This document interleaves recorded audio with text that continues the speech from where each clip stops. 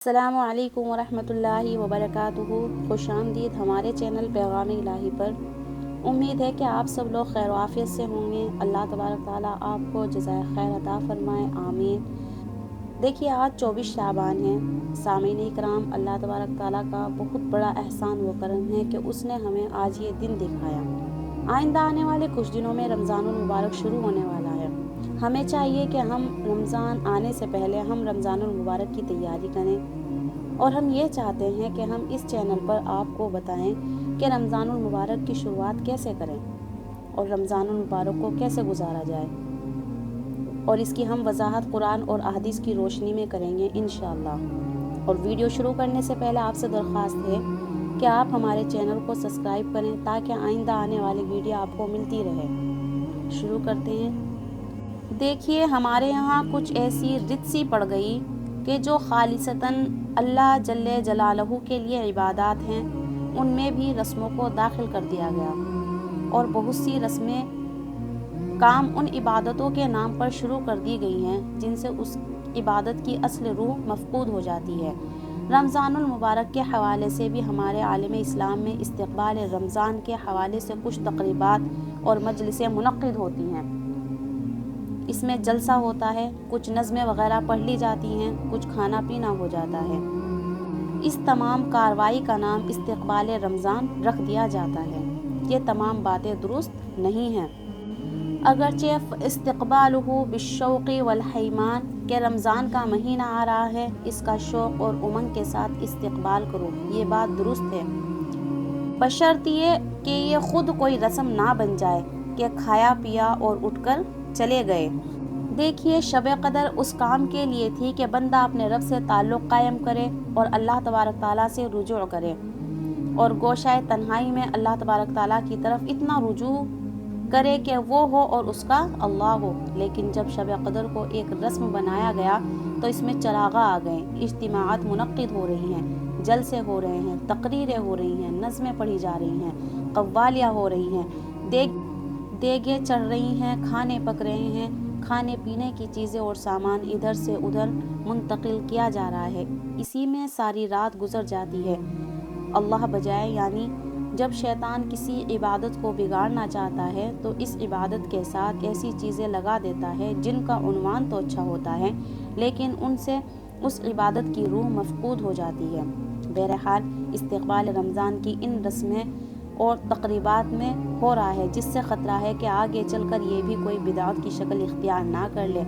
اصل استقبال یہ ہے کہ آدمی یہ سوچے کہ یہ مہینہ جو آنے والا ہے اللہ جل جلالہ کا کتنا بڑا انعام ہے کہ مجھے کیوں اور کس مقصد کے تحت بھیجا گیا، اس مقصد کو حاصل کرنے کے لیے کیا کام کرنے چاہیے اور کیا تیاریاں کرنی چاہیے۔ اس کے لیے پہلے سے اپنے ذہن کو، اپنے نظام عمل کو تیار کرنا در حقیقت استقبال رمضان ہے، یعنی اصل استقبال ہے۔ نبی اکرم صلی اللہ علیہ وسلم 2 ماہ پہلے ہی رجب کا چاند دیکھ کر فرماتے تھے، اللہم بارک لنا فی رجب و شعبان و بلغنا رمضان۔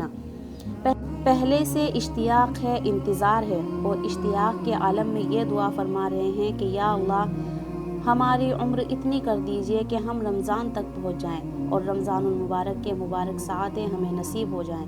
اس کے لیے ضروری ہے کہ رمضان المبارک کی حقیقت پر نظر ڈال کر اس کے مطابق اپنے آپ کو تیار کرنے کی فکر کی جائے۔ دیکھیے ہمیں پہلے یہ جاننا ضروری ہے کہ رمضان المبارک کیا ہے۔ دیکھیے بظاہر عام دنوں کے مقابلے میں اس میں 2 ہی چیزیں زیادہ ہیں، ایک روزہ اور دوسری تراویح۔ رسول اکرم صلی اللہ علیہ وسلم نے ارشاد فرمایا کہ اللہ تبارک تعالیٰ نے اس کے روزے فرض فرمائے اور میں نے اس کے قیام یعنی تراویح کی نماز کو تمہارے لیے سنت قرار دے دیا۔ تو بنیادی طور پر عام دنوں کے بنسبت 2 ہی عبادت زیادہ کی گئی، یعنی روزے اور تراویح۔ لیکن اگر غور سے دیکھا جائے تو اس پورے مہینے کو اللہ تبارک تعالیٰ نے ہماری صفائی کا، ہماری تزکیہ کا مہینہ بنایا اور ہمیں ایک تربیتی کورس سے گزارا ہے۔ اس کا مقصد در حقیقت یہ ہے کہ اس مہینے کے ذریعے اللہ تبارک تعالیٰ کے ساتھ قرب میں اضافہ ہو اور اللہ تبارک تعالیٰ کے ساتھ تعلق میں اضافہ ہو، اللہ تبارک تعالیٰ کی طرف رجوع میں اضافہ ہو، اور ہمارے اوپر سال بھر میں جو مختلف گندگیاں چمٹ گئی ہیں، خواہ وہ گندگیاں ظاہری ہوں یا باطنی ہوں، ان گندگیوں کو اس مہینے کے اندر نکالا جائے۔ اور یہ مہینہ گزرنے پر پاک و صاف کر دیا جائے۔ اللہ تبارک تعالیٰ ہر سال یہ ایک مہینہ بھیجتے ہیں کہ کہاں بھٹک رہے ہو، چلو لوٹ آؤ۔ 11 مہینے کی دنیا کی محنت نے تمہیں اللہ تبارک تعالیٰ کی یاد سے غافل کر دیا۔ دنیا کی فکر غالب آ گئی اور آخرت کی فکر مغلوب ہو گئی۔ تمہارے شوق، سوچ اور امنگ کا مرکز کوئی اور چیز بن گئی۔ لوٹ کر آؤ، اس ماہ میں ہم تمہارے رخ کو سیدھا کریں، ہم تمہیں قریب لے کر آئیں۔ فرماتے ہیں یا ایھا الذین آمنوا کتب علیکم الصیام کما کتب علی الذین من قبلکم لعلکم تتقون۔ رمضان کا مہینہ بھیجنے کا مقصد تقوی پیدا کرنا ہے کہ دنیا کی فکر میں لگ کر تقوی کمزور ہو گیا ہے، آخرت کی فکر مغلوب ہو گئی۔ ہم تمہیں اس مہینے میں اپنے پاس بلا رہے ہیں، یہ اس مہینے کا مقصود ہے۔ چنانچہ پہلے ضبط نفس کی تربیت دی جا رہی ہے کہ 11 مہینے بہت کھا پی لیا، اب ہمارے خاطر اس طرح دن گزارو کہ نہ کھاؤ اور نہ پیو۔ اب کھانے پینے کا تقاضا دل میں پیدا ہو رہا ہوگا، لیکن ہمارے خاطر تم کھانے پینے کو چھوڑ رہے ہوں گے۔ یہ روزہ خالص میرے لیے ہوگا، اس میں ریاکاری کا احتمال نہیں، اس میں دکھاوے کا احتمال نہیں، لہٰذا اس کا بدلہ میں ہی دوں گا، دیگر اعمال کی جزا میں دوں گا۔ اس سے روزے جزا کی عظمت بیان ہوئی ہے۔ ظاہر ہے کہ جب اللہ تبارک تعالیٰ ہی دیں گے تو اپنے قرب کی دولت عطا فرمائیں گے، اپنے سے تعلق کی دولت عطا فرمائیں، یہ اجر ہمیں دنیا ہی میں ملے گا۔ حضرت حکیم الامت مولانا تھانوی فرماتے ہیں کہ جب کسی نیک کام کے کرنے میں سستی ہو، اس سستی کے مقابلہ کر کے وہ کام کرو۔ کیا کہہ رہے ہیں کہ اس سستی کا مقابلہ کر کے وہ کام کرو، اور جب کسی گناہ سے بچنے میں سستی ہو تو اس سستی کا مقابلہ کر کے اس گناہ سے بچو۔ اسی سے تعلق مع اللہ پیدا ہوتا ہے، اس سے باقی رہتا ہے اور اسی سے ترقی کرتا ہے۔ دیکھیے اب ہم سمجھیں کہ تراویح کیا ہے۔ اقرب ما یکون العبد الی اللہ تعالی فی السجود، کہ بندہ اپنے اللہ سے کسی بھی وقت اتنا قریب نہیں ہوتا جتنا سجدے کی حالت میں ہوتا ہے۔ سورہ اقراء کی آخری آیت میں اللہ تبارک تعالیٰ نے بھی بڑے پیار سے فرمایا کہ سجدہ کر لو اور میرے پاس آ جاؤ۔ اللہ تبارک تعالیٰ کے قرب کا کوئی ذریعہ سجدے سے بڑا نہیں۔ اللہ تبارک تعالیٰ نے تراویح میں 40 سجدے عطا فرمائے ہیں، گویا کہ 40 مقامات قرب عطا فرمائے ہیں۔ تو ایک طرف دن میں روزے سے قرب بڑھ رہا ہے اور دوسری طرف رات کو تراویح سے قرب الہی میں اضافہ ہو رہا ہے۔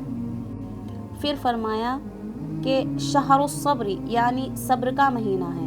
ایک صبر تو یہ ہے کہ کھانے پینے سے رک رہے ہیں، اور دوسرا صبر یہ کہ دل میں جو برے خواہشات پیدا ہو رہی ہوں ان کے اوپر صبر کرو، ان کے تقاضوں پر صبر کرو، زبان کو رد کرو۔ اگر کوئی لڑنے پر آمادہ ہو تو کہہ دو کہ میں روزے سے ہوں۔ اس وقت اگرچہ طبیعت کی خواہش کے مقابلے کی ہوتی ہے کہ جتنی گالیاں یہ دے رہا ہے میں اس سے زیادہ یا اس سے 10 سے زیادہ دوں، اس نے 1 مارا تو میں 10 ماروں، لیکن اس وقت اپنے آپ کو روکنے کا اور صبر کرنے کا حکم ہے۔ اسی طرح عام حالت میں بھی غیبت کرنا، جھوٹ بولنا حرام ہے، لیکن رمضان کے مہینے میں گناہ کی شناعت اور برائی اور زیادہ بڑھ جاتی ہے۔ ایک مرتبہ نبی اکرم صلی اللہ علیہ وسلم تشریف لے جا رہے تھے، 2 آدمیوں کو دیکھا کہ ایک دوسرے کی حجامت یعنی پچنا لگانا کر رہا ہے اور آپس کی باتوں میں غیبت کر رہے تھے۔ نبی اکرم صلی اللہ علیہ وسلم نے فرمایا افطار الحاجم والمحجوم، کہ پچنا لگوانے والا اور جس کو لگائی جا رہی ہے دونوں کا روزہ ٹوٹ گیا۔ اسی مہینے کو رسول اکرم صلی اللہ علیہ وسلم نے فرمایا شہر المواساتی، غم خواری کا مہینہ ہے، ایک دوسرے کے ساتھ ہمدردی کے جذبات کو فروغ دینے کا مہینہ ہے، اس میں جتنا ہو سکے دوسروں سے ہمدردی کی جائے۔ حدیث میں فرمایا ہے کہ رمضان میں اپنے خادموں کا بوجھ ہلکا کر دو، ان پر ایسی مشقت نہ ڈالو کہ جو ان کے لیے دشواری کا سبب بنے، اور اگر کوئی دشوار کام ان کو کہا جائے تو خود ان کی مدد کرو۔ اپنے ارد گرد اور ملنے جلنے والے لوگوں کے ساتھ ہمدردی اور خیر خواہی کا سلوک رکھو۔ نبی اکرم صلی اللہ علیہ وسلم کے بارے میں حدیث میں آتا ہے کہ رمضان کے اندر آپ صلی اللہ علیہ وسلم اتنے سخی ہوتے تھے جیسے چلتی ہوئی ہوا، کیا کہہ رہے ہیں کہ جیسے چلتی ہوئی ہوا ہوتی ہے کہ وہ ہر انسان کو سیراب کرتی ہے۔ یہ سارے اعمال کروا کر اللہ تبارک تعالیٰ سے ہماری دوری کو ختم کر کے ہمیں اللہ تبارک تعالیٰ کے قریب لانا منظور ہے۔ تو اس رمضان کی تیاری اور اس کا استقبال یہ ہے کہ اس کو اپنی ظاہری باطنی میل کچیل کو دور کرنے کا مہینہ سمجھو کہ 11 ماہ میں ہم پر جو دنیا کا گرد و غبار چڑھ گیا ہے، اس سے ہمیں پاک و صاف کرنا مقصود ہے کہ کم سے کم اس ماہ کے اندر اپنی سوچ کا رخ آخرت کی طرف کر لیں، تاکہ اللہ تبارک تعالیٰ سے جو دوری ہو گئی وہ قرب میں بدل جائے۔ اس کا طریقہ یہ ہے کہ رمضان کے مہینے میں اس بات کی کوشش کی جائے کہ زیادہ سے زیادہ وقت اصل عبادت میں کہ جس کے لیے ہم پیدا کیے گئے ہیں صرف کیا جائے۔ ایک عبادت براہ راست عبادت ہے اور ایک بالواسطہ عبادت ہے۔ بالواسطہ عبادت کرتے ہوئے تو 11 ماہ ہو گئے، اب اس مہینے کے اندر براہ راست اور بلا واسطہ عبادت کی طرف زیادہ توجہ کریں، خاص طور پر نفلی عبادتوں میں جو کہ اللہ تبارک تعالیٰ کے تقرب کا ذریعہ ہے، ان کا اہتمام عام دنوں سے زیادہ کیا جائے۔ پہلے سے اپنے نظام الاوقات ایسا بنائیں کہ ہماری دنیاوی مصروفیات کم سے کم ہوں اور آخرت کی مصروفیات زیادہ ہوں۔ جیسے کوئی آدمی جب سفر پر جاتا ہے تو پیچھے گھر والوں کا انتظام کر کے جاتا ہے، اسی طرح اس میں اپنی دنیاوی مصروفیات کو کم سے کم کر کے آخرت کی طرف رغبت زیادہ کرنی چاہیے۔ اس ماہ میں فرائض اور سنن مؤکدہ کے علاوہ نفلی عبادتوں کا زیادہ اہتمام کرنا چاہیے۔ عام دنوں میں تہجد، اشراق، چاشت اور اوابین کی توفیق نہیں ہوتی تو ان دنوں میں اہتمام ہو جاتے ہیں۔ اوابین کی 6 رکعتیں ہیں، لیکن حدیث میں 20 رکعتوں کا ذکر آیا ہے۔